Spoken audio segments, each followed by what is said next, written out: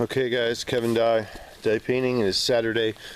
Rain has finally arrived in full force and we need it, so I'm not complaining. So here's what we're looking at here.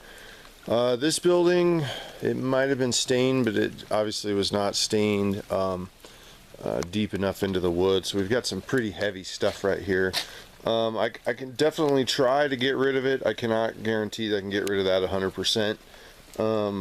It's just kind of part of the gig.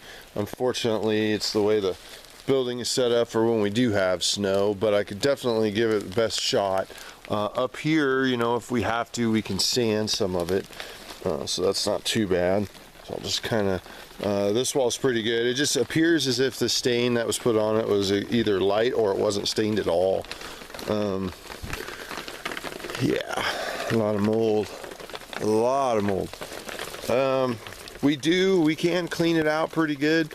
So I mean, I'm not saying that it's a lost cause, but it's on some of those spots they're going to be pretty deep. So especially if we want to go with a very light stain. When we go to the light stain, unfortunately what tends to happen is that it you know, it doesn't hide, obviously, but definitely take a look. This is a beautiful house though, absolutely gorgeous house.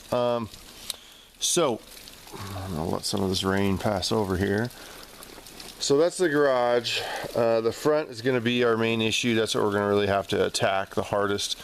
We might end up in a situation where we have to use enough stain that it actually does get darker. I know you had mentioned that you do not want the house to get darker, and that's understandable, but some of it is just might be a little bit beyond us staining naturally without having the luck of you know, hurt wood. So with that in mind, no decks. I remember we said that, like this guy right here. This is pretty bad.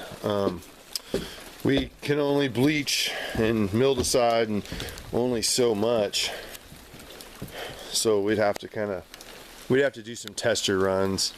And then also in the future, what you might be able to consider too is maybe just putting a little drip edge on that roof. I know my house had the same exact issues that yours is having. Get under cover here again. This is just a gorgeous home. Okay, so regular stain, a lot of bleach work, all that bottom ledge right there. How we do things is basically we get here the first day, we pressure wash. We bleach. This house will probably be 2 separate pressure washings and bleaching. All lights come off the building, so it's not that big of a deal. All lights come off. See, in here is really nice. This is a great color. This looks to be a natural cedar. I'm just not sure if we can keep that natural cedar without hiding the imperfections. The only problem when you're running a natural stain is it has to be done more than it would a different stain.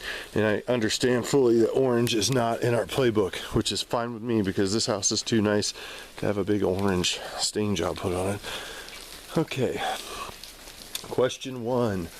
I would suggest that just underneath the deck we just put a coat of stain. We will clean it obviously, but just underneath, just a coat of stain. Just lightly, we don't have to get crazy, but it helps with the longevity of the wood and keeps everything, you know, so at least we are, you know, it keeps that wood saturated with the oil and the paraffin so that it's not doing this. Yeah, because we got some on this side too. I'm gonna go up onto this deck.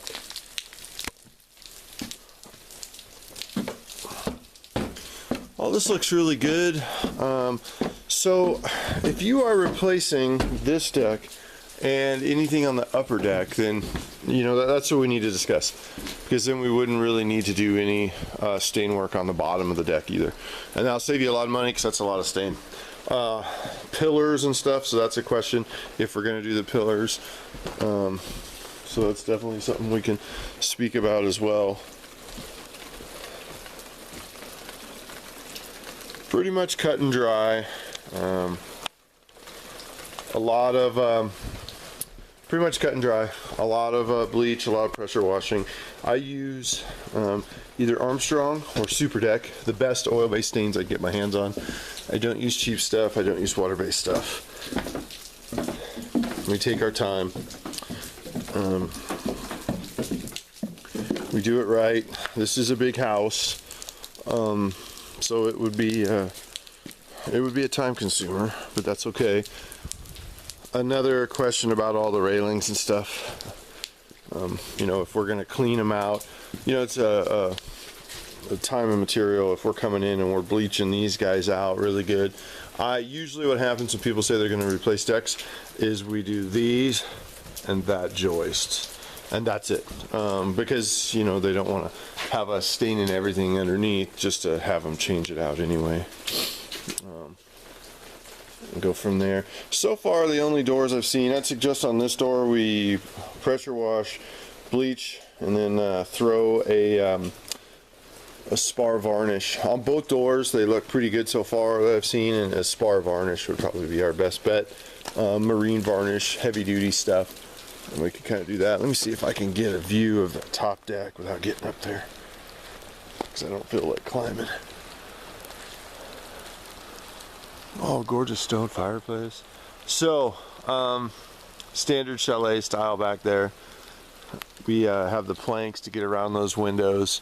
A lot of windows on this guy. Gosh, it's just a gorgeous house too. Absolutely gorgeous house. I really like this. So, I got a pretty good idea. You've seen what I see. We're all kind of on the same page. It's going to take a lot of cleaning. And I think we need to discuss stain colors, what's going to be best for the longevity of the job, on top of the fact of, you know, just coverage and longevity, because I don't want to do something that looks really good and then next year, you know, you need to restain it again, certain areas. And we put a lot of stain on these buildings. I like 10 years at the minimum. So what I'll do is I'll kind of write it up with a couple questions and we can go from there. But it is raining, so that is good. And thank you very much, and we'll talk soon.